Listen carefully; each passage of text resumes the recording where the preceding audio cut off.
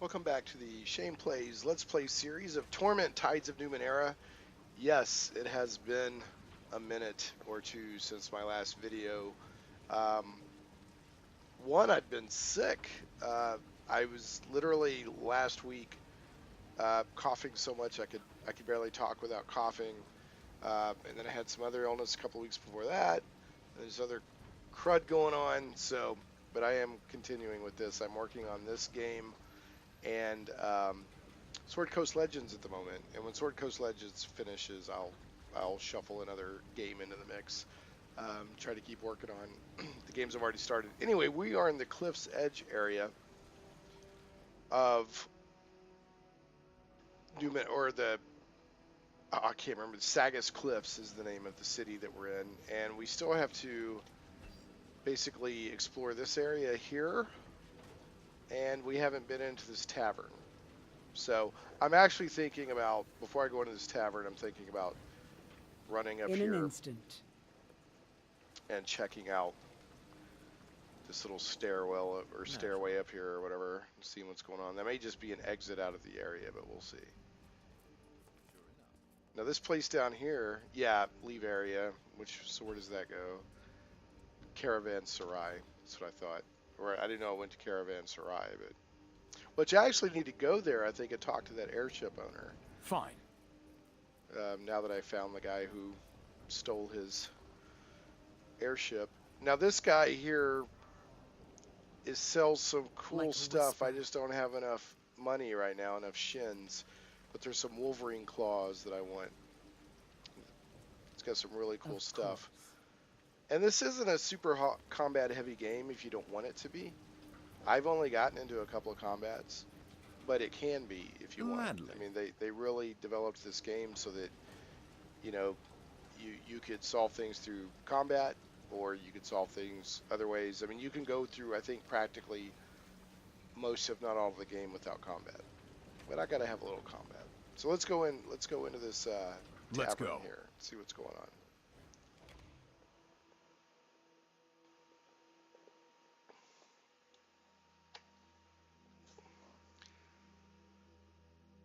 All right, normally I skip the loading screens, but I'll just go ahead and let this one go. This person looks blurry. The whole area looks blurry. What is all this? With alacrity. Clarion. What's up, Clarion? This young woman wears finely polished armor and paces back and forth restlessly on the walkway. Her long hair is lustrous and healthy, and her whole form exudes a wholesome vitality. When she sees you, she raises her voice in greeting. Welcome, friend, to the Fifth Eye. She strides closer to speak more softly. You come at an exciting time. I've been trying to convince some veteran warriors of their eminent suitability to join the endless battle. So far they have rebuffed me. Perhaps you can succeed where I failed. What can you tell me about the endless battle?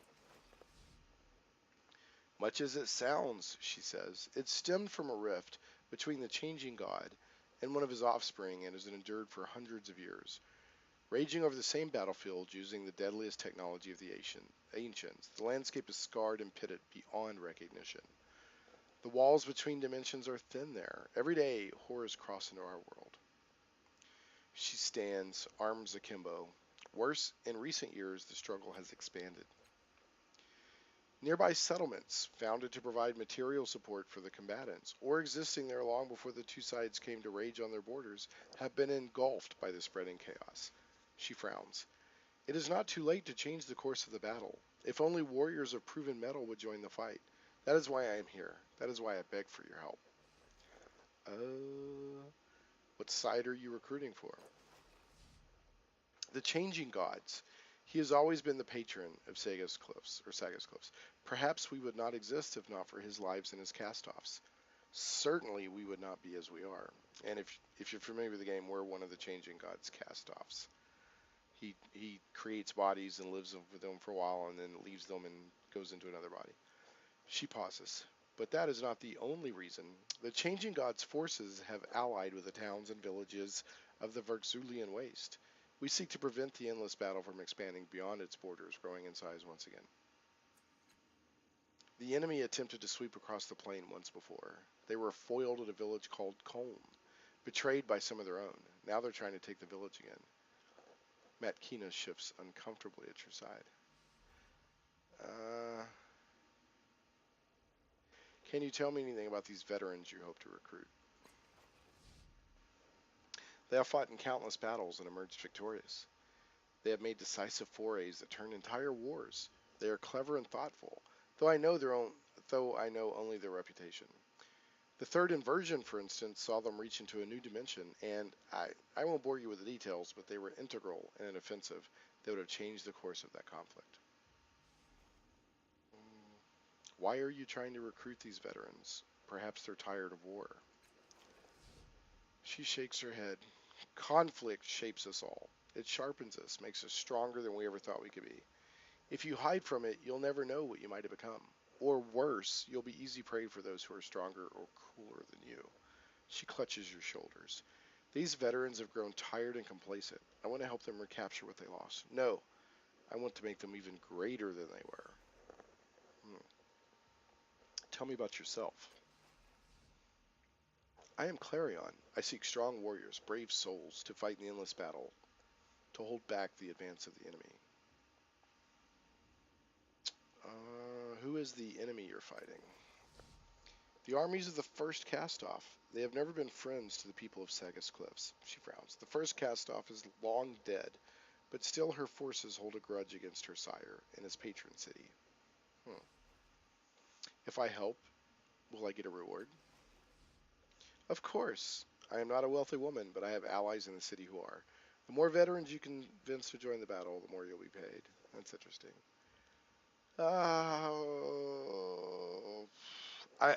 I'm not in favor of helping the changing god, but I am in favor of keeping the conflict from spreading if what she says is true. And I'm also wouldn't mind making a buck or two. So I'll help you recruit the veterans. I'll remember that.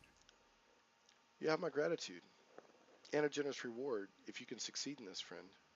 She begins to point. At the bar, you see Leto, the woman clad in desert robes. Behind the bar, Feriok. At the table there, Ziob. She lowers her voice again. With Ziob, you see Theberos. He is older, but he has great experience. She indicates the final target with her chin. And then the crowning piece, Dama. He is their leader. Can you tell me any more about these veterans? They have kept their abilities largely secret from me. I have not seen them in action, but the stories tell of 5 companions who turned the course of wars. Alright, farewell. Alright, let's take a look at this journal. Call to war. Clarion has been hanging around the Fifth Eye Bar trying to recruit 5 veteran warriors named Dama, Theberos, Leto, Feriok, and Ziob. She wants me to convince as many of them as I can to join the endless battle. Okay. Who is O? What's up, O? Your eyes cannot focus on this person. Whether male or female, you cannot say, but it hums with a force that both attracts and repels you. You feel a sense of amusement as its regard settles upon you. You speak with O, it says. You have tasted the truth in the form of machine lubricant. You have contemplated the totality of human existence. Speak quickly and true. The world slows around you. Oh, that's weird. Who are you? I am O. You might call me an ultra-terrestrial, though I am far more. I am from beyond space, beyond time, above your comprehension. Your mind has chosen this form for me, and I am content to exist in this structure. But know that I exist also outside of your subjective experience. Some might describe me as a superpositional extraction of fundamental universal laws made tangible. Well, you don't see that every day. It gestures languidly, and you understand perfectly. I am a word made flesh, a letter at least. A concept covered in false skin, infinitely malleable, essentially unknowable. So, he is the letter O made flesh. What does it mean to be a word? I was, am, will be. I see into the infinite past, into the illimitable future.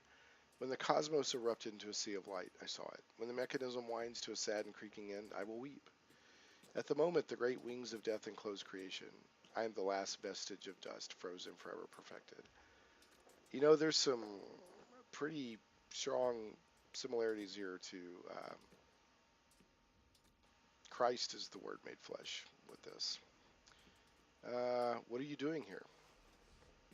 I'm here to see the final attempted entry by the adversaries. I'm here to offer a vision to Leto. Huh. Did you say this was the final attempt at entry by the adversaries? The adversaries thought to peel through realities, to devour this world as they have others. They have never lost. This world is their first taste of defeat. Within themselves, the eaten cores of the victims begin to stir. The adversaries will cease to exist in a meaningful form within a millennium if they are stopped here. This is an inflection point. If the warriors here succeed, the adversaries do not rise again for an eon, so it is written. Where did you come from? You would not understand. Let me show you. Its eyes widen, expanding to fill the room, your vision, your consciousness, and you tumble into a starry immensity. Swirls of nebulae twist and knot, and in the hearts of these stellar clusters were hungry vortices. You tumble helplessly into a myriad of them at once, torn apart and reformed in an instant, a being of pure light and will. You find yourself standing in the fifth eye again. Your nose is running and tears streak your cheeks. You wipe them away numbly, and you realize your hand is streaked with blood. Wow. I took 1 damage to my health pool, but I permanently gained 1 intellect. Maximum, that's interesting. Too much information, too much knowledge. Had I shown you more, the energies that bind you together would have failed. Wow, that was pretty cool. You said you had come to offer a vision to Leto. She is prescient. She is the mother of empires. The adversary's presence has polluted her vision, and she has strayed from the page. I am here to reunite her with the truth. I do not intervene, but the story was true, and so it is true, and so this is not an intervention. The vision will come when you have left the city. When I have left the city? Tell me about the vision again.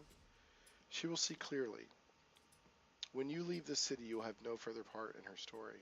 Huh. All right, farewell. A moment. None here will know of our conversation. None will know its nature. None see me. Nor will they recognize any sign of me. Even in this remarkable place, they cannot know. But I give you a gift cast off in God and man, for yours is a true story. It is welcomed into the world. It was born from desire and will end in... But no, I do not tell your fortune. Wow. Light envelops you, and when you open your eyes, O is gone. Last cast off permanently gained 4 health pool. Maximum health pool is now 37. Wow. I feel like that Patrick Rothfuss wrote that. I know that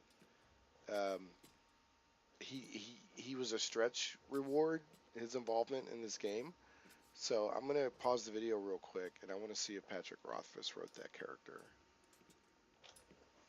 Okay, I went and looked. I didn't see anything that specifically said he wrote that character. He wrote a companion named Rhys, R-H-I-S, which I think is the little girl we're looking for. But that really seemed like Patrick Rothfuss to me. Izg. Let's go Ready. see Izg.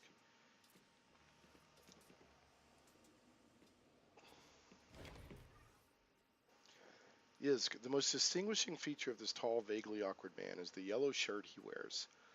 He seems desperate to fade back into the scenery. When he sees you notice him, he gives you a faint, uncomfortable grin. Who are you? Pretty upfront. Aaron, called Yizig, he almost whispers. I am not here. Okay, can you tell me anything more about yourself? No, this is like a dream to me. Oh, can you tell me about the people here? He shakes his head as if terrified to meet your gaze. What can you tell me about this place? Nothing. Alright, farewell. Evidently this is a bar for psychics. Or a tavern for psychics. So... The ghostly woman. You draw closer, but the wispy form of the woman in the booth does not clarify. You can hardly discern the details of her ghostly face, and you hear a chorus of whispering female voices that swarm around her like chance moths. Study her face more carefully. You peer more closely at her, and she takes no notice of you. Her features are those of a teenage woman, leaving childhood behind.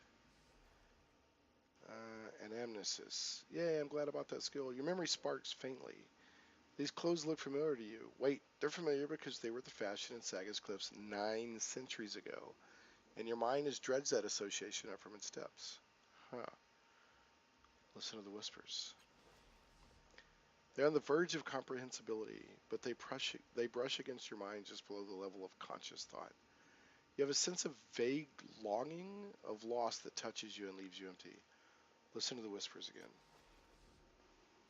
Again, the whispers brush against your mind, incomprehensible. Huh. Who are you? She has been ignoring you, but without a transitional state, her face is suddenly and furiously focused on yours. Another flicker and her hands wrap around your throat. Ghost or not, her fingers are very real, and they are choking the life from you.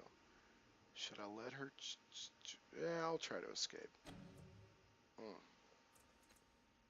Who's got some good might going here? Makina, you got pretty good might. What have I got? Yeah, my white might's kind of weak.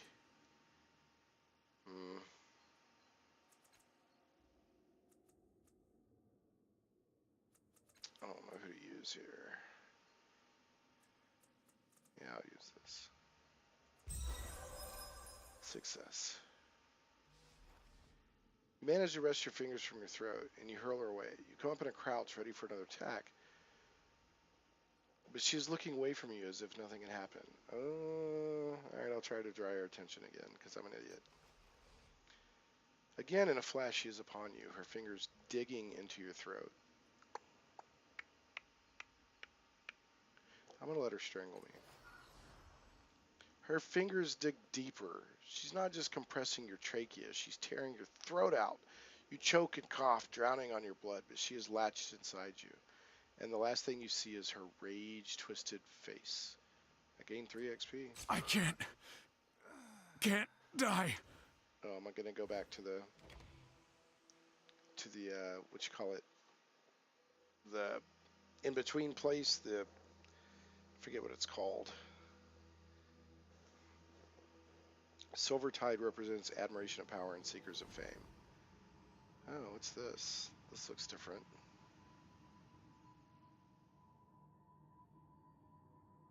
Oh, it's the ghostly woman. Hello, ghostly woman. It's the same ghostly woman who strangled you, but the fury is gone from her face, replaced with confusion. She looks around. Her gaze falls on the large machine and lingers there. Finally, she notices you. She steps forward, a hint of trepidation in her eyes. Where are we? Do you know? It looks kind of like the buried crossroads, a laboratory hidden underneath the city. A city? Sagus? She says this last word softly to herself. Why do I remember that name? She looks around her again. This place isn't beneath any city, though. I don't think we're in the real world at all. I wish I could remember more. I do remember one thing. She puts her hands to the sides of her head. I was angry, enraged. She turns on you. I don't know how, but there are women like me born throughout the city, repeatedly against their will. What do you mean? They are compelled into existence. She bites her lip, uncertain, then she nods. I'm just a memory, but something is forcing my memory into the minds of women throughout the city. I'll remember that. Huh. She takes your hand in hers. It's wrong. I don't know how I know, but she looks away, lost in her own thoughts. When she turns back to you, there is more certainty in her voice. Find them. The women becoming like me, or already like me. Maybe I'll remember more. Maybe we could do something. How do I find these women? They're in the real world in Sagus. You may have even met them without realizing it. I have only vague impressions of them. I know that one of them is a leader. She has sacrificed much in her life and so gained life in return. She shakes her head as though to clear it. I'm sorry. I can't tell you more than that. Do you have any more impressions of where I might find these women? One of them offers joy and sorrow for coin. Her family is not her own. It's borrowed, I think. She shakes her head. Any more impressions? One of them is dead, and yet a piece of her lives. Find that piece. Weird. I know that one of them is the leader. Okay, I think I'm now repeating. Okay. Farewell. Don't forget, we must know more. What else is going on? So I guess we're in the labyrinth of my mind. Fine. In this game, dying often kicks off something else. Alright, let's examine this. The air is warm next to this machine, and you feel dizzy whenever you go near it. On it. Alright, how the heck do I get out of here? Let's go. I don't guess she can get me out of here. Farewell. Yes.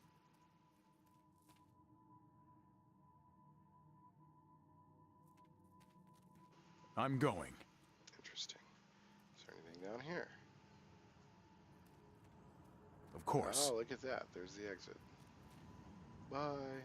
Yeah, I think I was in the labyrinth of my mind.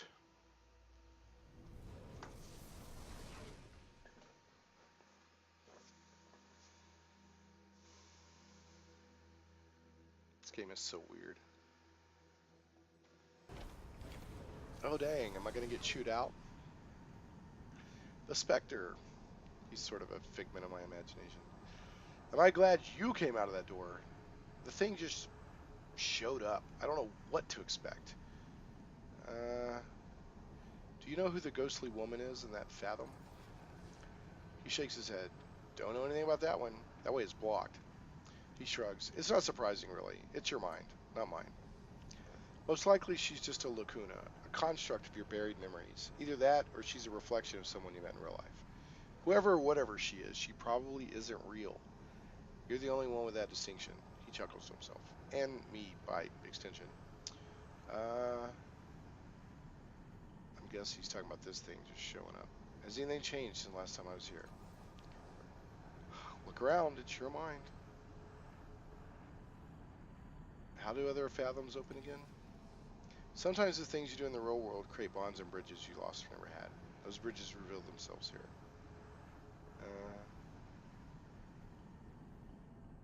What should I do now? You have to find Mazov.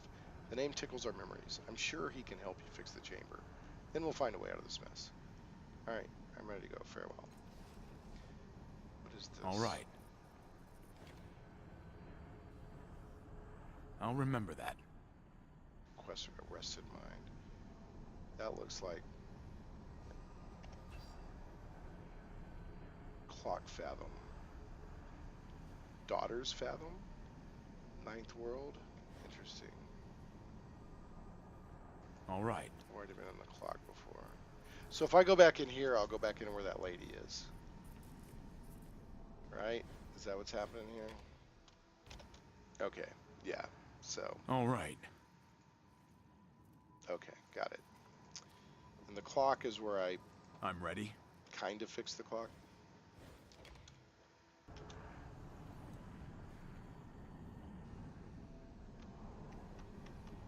All right. Let's go.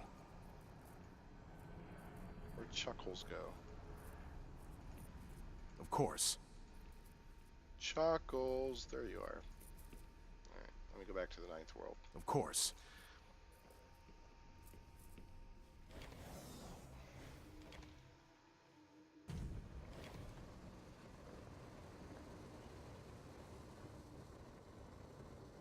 Ah, good. You're done being dead. Yes, yes. All right. Well, that was interesting. So many cool little weird things going on in this Absolutely. game. Who's this? Feriok, Leto. Let me go talk to Leto.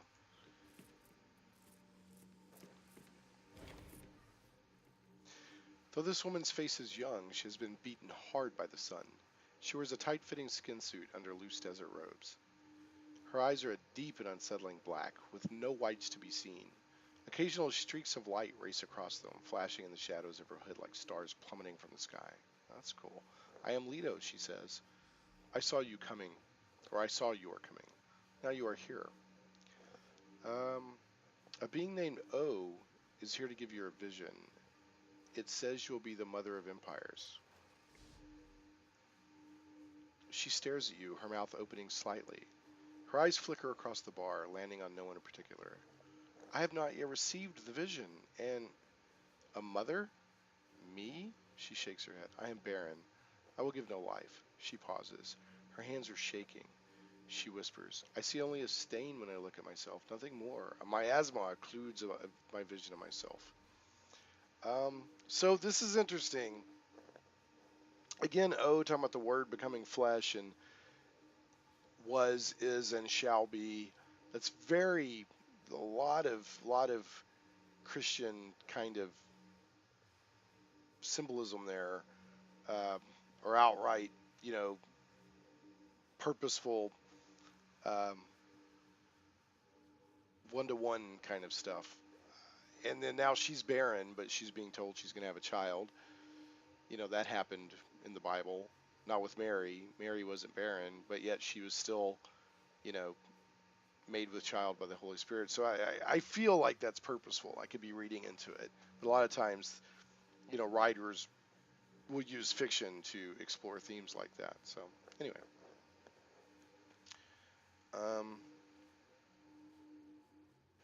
how did you know I'd be coming here? Skeins of lives weave together in a tapestry. Your thread glows. It emerges from the sky and a great darkness follows in your wake. She waves a hand as if pushing through cobwebs. I have seen you. Where you go, that is beyond my powers. Huh. I am looking for warriors to join Clarion in the endless battle. She thinks she would be a valuable ally. I'll remember that. Dama is still here, is he not? I follow his lead. He believes one of our old foes is still present in the city, and if he believes it, I do as well. I will not abandon him should he need me. Clarion still needs warriors. Will you reconsider? I have told you I will not leave until Dama has resolved that our old enemy is gone. Okay, well. What can you tell me about yourself? To the northeast, in the middle of the Lost Sea, there is a small town called Jerboa. Dwarfed by the magnificence of the oasis of Marajolios, Jerboa is a poor town dependent on the charity of its neighbor. She nods to the bartender and he refills her drink, floating a bottle through the air without touching it. And if you watch over here, you'll see these floating around. There's all kinds of nice little touches on these maps. I was born in the slums. The Gibra, residents of the city, would sometimes tour our ghetto. One of them saw my eyes and declared me touched by their god, Naiku. They taught me the deep secrets of their church and showed me how to comprehend the tapestry in my mind. But one day I saw a light flare in Sagas Cliffs. Though this city and mine suffer hostilities, I knew that I must brave those dangers, for I saw the darkening storm. She grips her sleeve. I see the futures.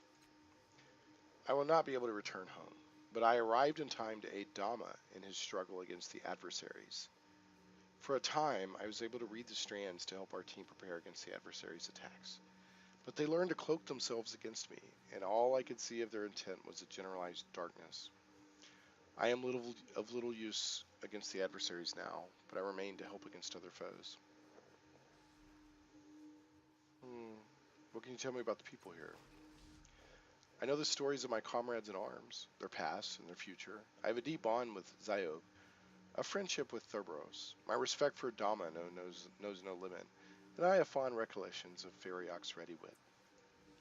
She shakes her head. I wish I could unravel the skein of perception and live in the present, as do so many others. But it is not to be, and so I scramble across the web of time and know the threads of my friends. What can you tell me about the adversaries? She spits on the ground. I waste water speaking of them. I do not know what they are, but I know what they represent. They are the death of possibility, an existential threat to humanity. They sweep minds into themselves, consume individuality, and worship power. And they have learned to counter mine. I am helpless against them. Can you tell me anything about the people I travel with? Ask, and I will tell. Tell me about Calistage. She turns her unsettling gaze on the Calistage. You are in many realities, Singularity Seeker. In some you destroy yourself. Others see you triumphant over ashes. Or you subsume yourself in yourself. She shakes her head. Glittering possibilities. Few probabilities. Can you tell me the steps that lead to my destruction? What do I do to succeed? Your future shifts even as you ask the question. The sisters to your right seek advantage. The ones to your left compromise. You are on the edge of the blade. Your choices are yours, and your future echoes through realities.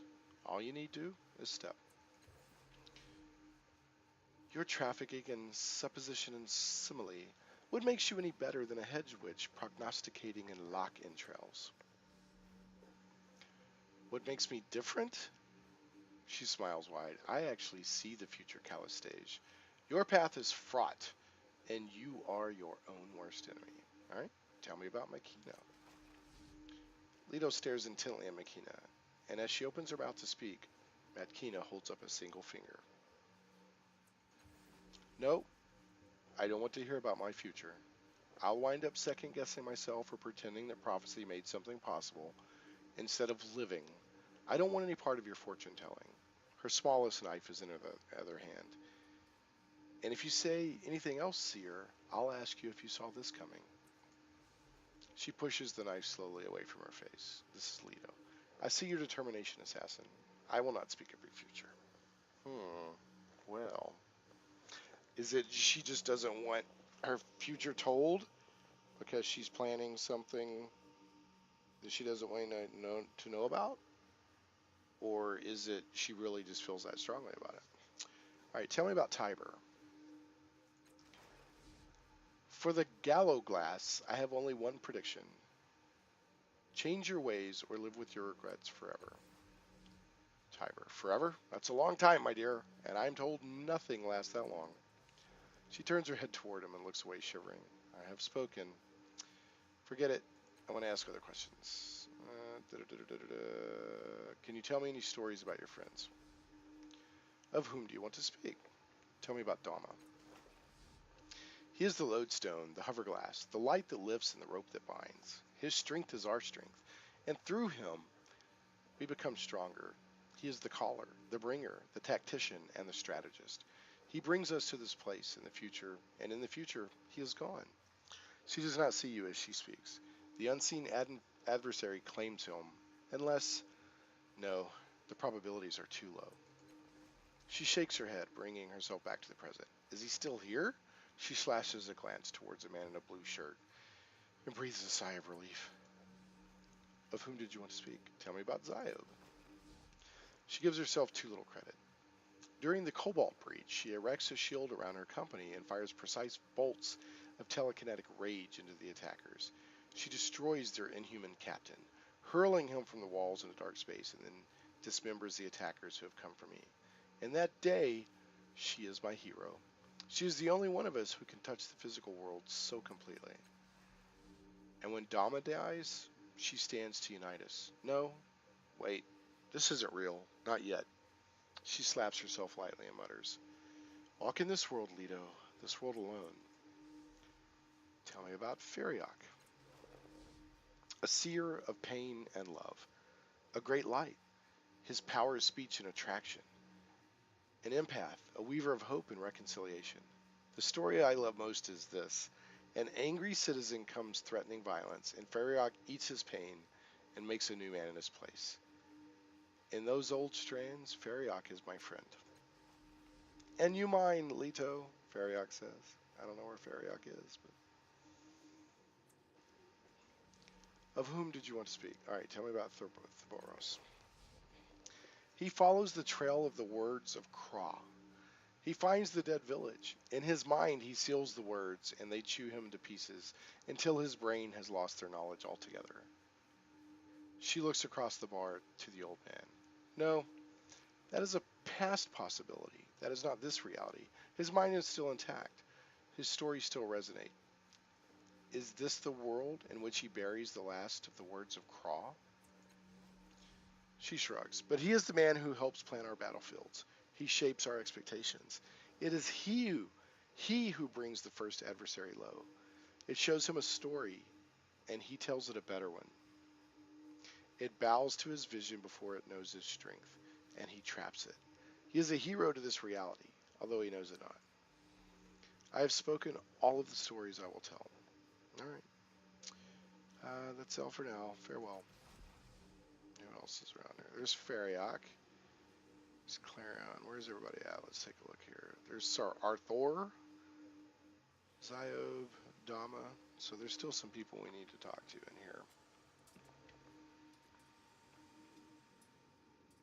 Alamos the Soul Keeper. I didn't see them.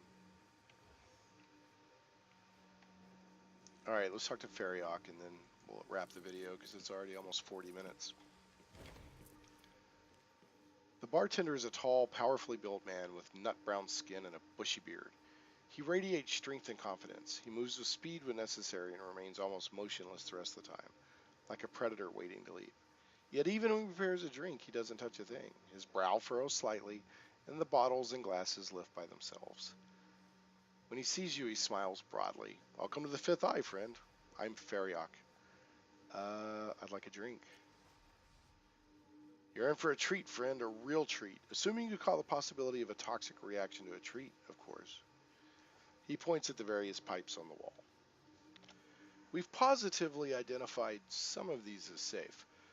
Smaller subset here is inebriants or hallucinogens. We've got a few that are, well, chancy. As in, sometimes they kill people.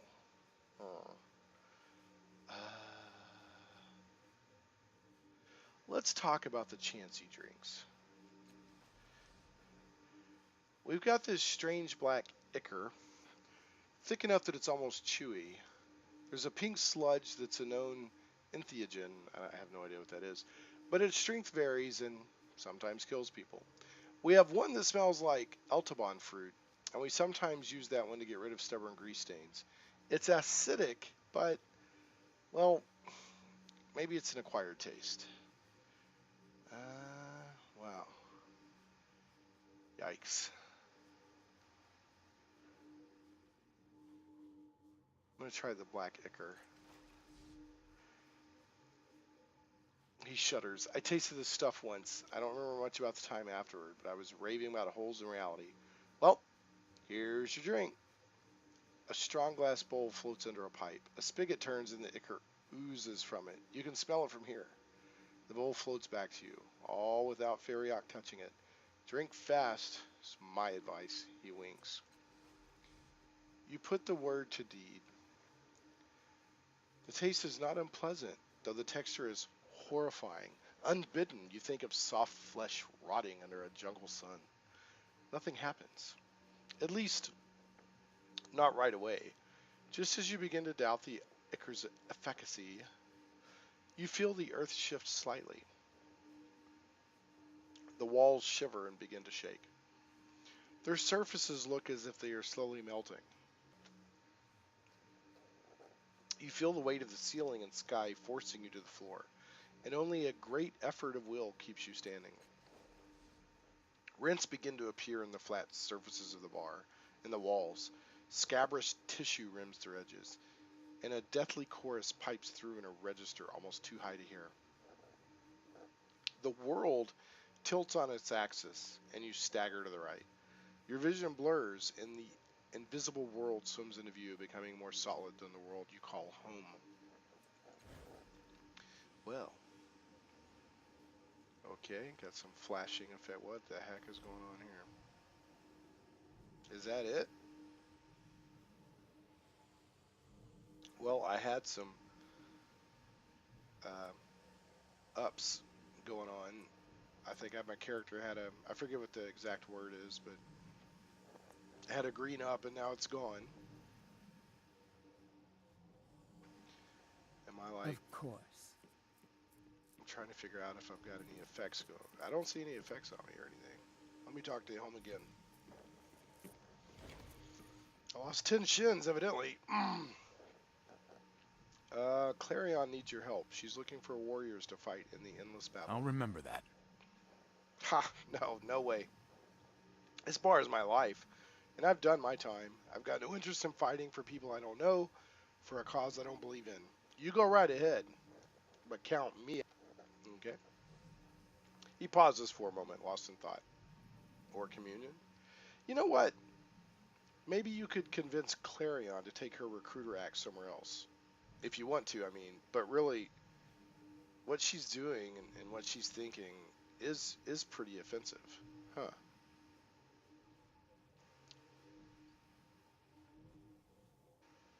Can you tell me about this place? The Fifth Eye is a bar for psychics. At least it is now. In the prior worlds, near as we can tell, it was an old pumping station.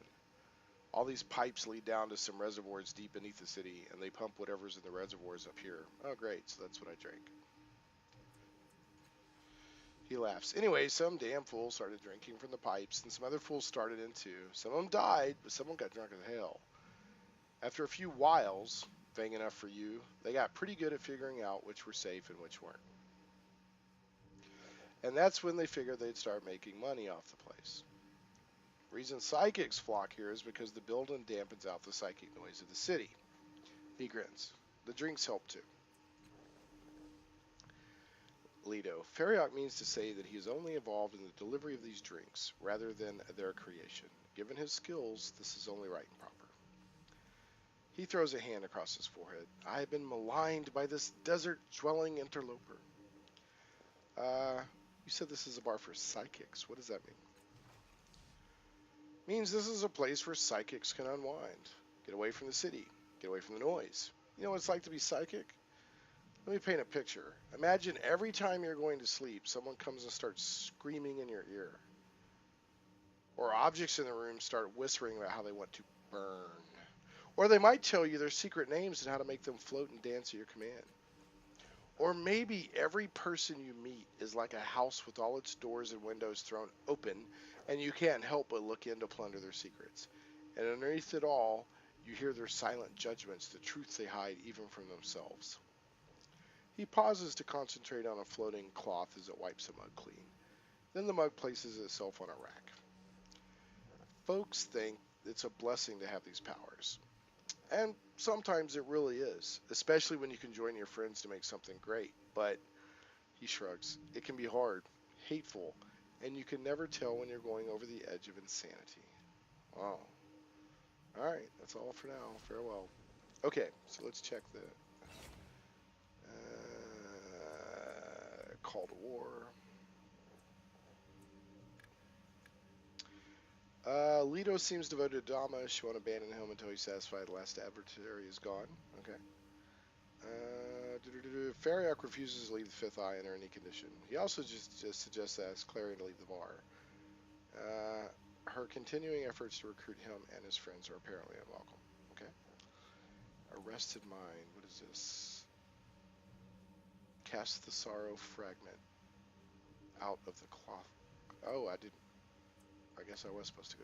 The sorrow fragment that forcibly ejected me from the fathom during my last visit is undoubtedly still there. I must find a way to get rid of it in order to cleanse this portion of the labyrinth. Oh, okay. I guess I was supposed to do something with that when I was in there a moment ago. Ashen invitation. Find women in Saga's Cliffs who are being transformed into copies of the ghostly woman.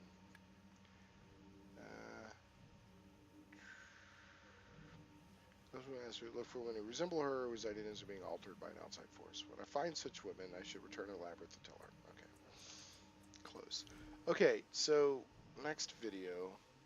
I feel like things have gotten a little weirder since I drank the Ichor.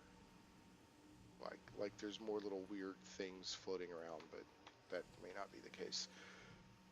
Alright, I need to talk to Dama. I need to talk to Ziob. I need to talk to Theberos. I need to talk to Sir Athor. You talked to Almas the Soul Keeper. Already talked to a couple other people here. Clarion's going to get me in trouble doing her recruiting stuff. Yeah, see, what the heck is this? Just crazy stuff. Anyway, thanks so much for watching the Shane Plays Let's Play series of Torment Tides of Numenera. Really appreciate it. Please leave maybe a thumbs up on the YouTube video and a comment. That helps me a lot. Please consider subscribing to the channel if you haven't already. I have lots of different kinds of content on the channel, including Let's Plays of various types of games. But anyway, really appreciate you watching, and we will catch you next time on Shane Plays.